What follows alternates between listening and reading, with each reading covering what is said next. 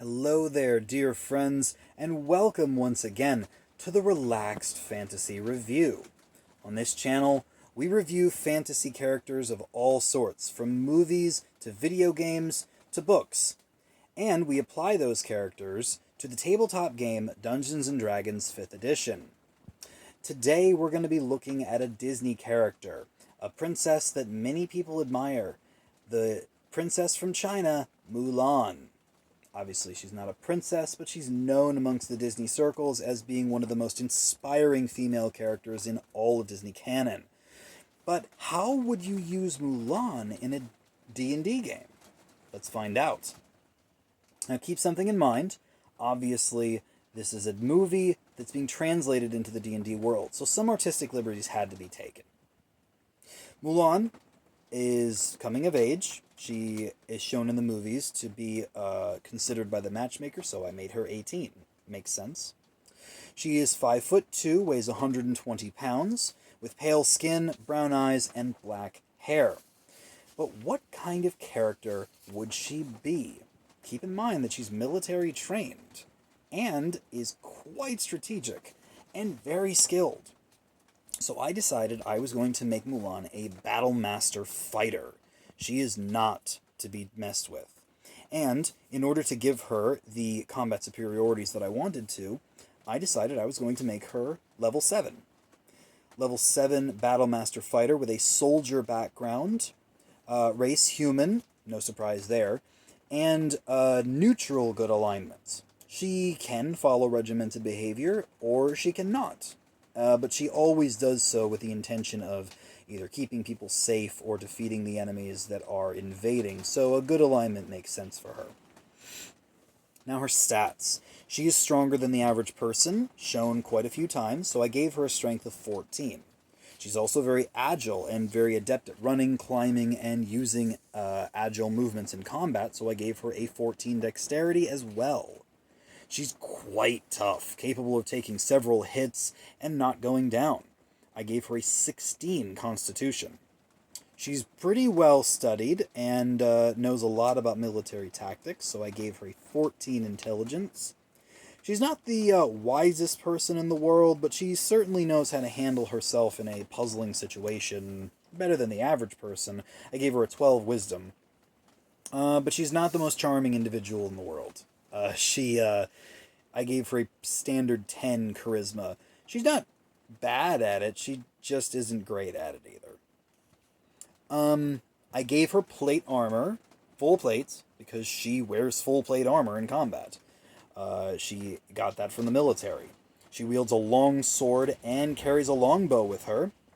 She also has a draft horse, the horse from the movie that she rides around on. And this is a standard kit for her. Her armor class, because of her plate armor, is 18. Her speed is 30, because she's strong enough to wear it. And I decided that I was going to give her a little bit of a buff and make it so that she was immune to the 15 strength necessary to normally wear plate, because it's Chinese plate, and it doesn't slow her down. Her hit points are 77, given her level of 7.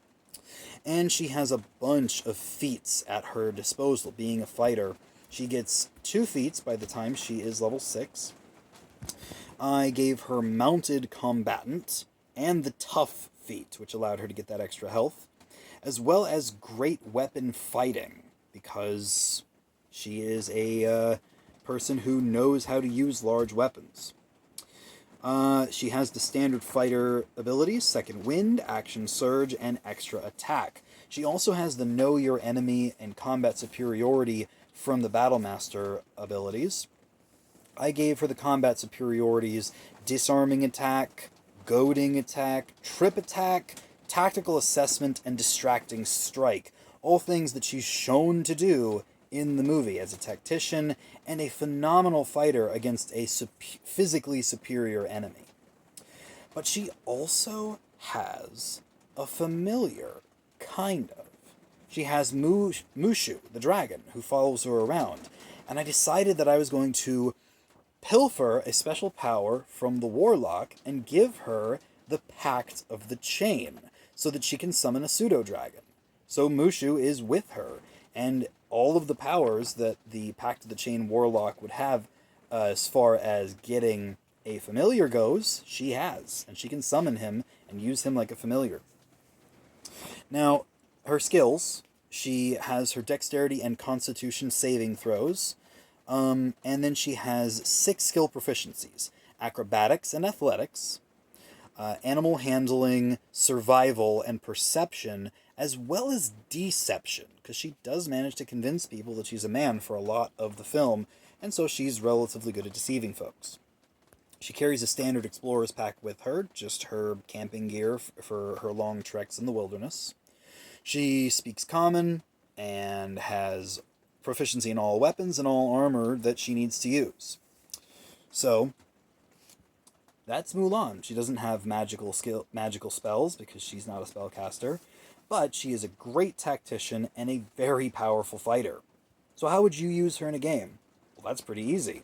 She's a fighter who is phenomenal at battlefield control, and whether you are in a campaign where you're taking out an army of bandits, an army of monsters, an army of invaders, basically anything where you have to do a lot of combat against creatures, Mulan would be great pretty much anywhere.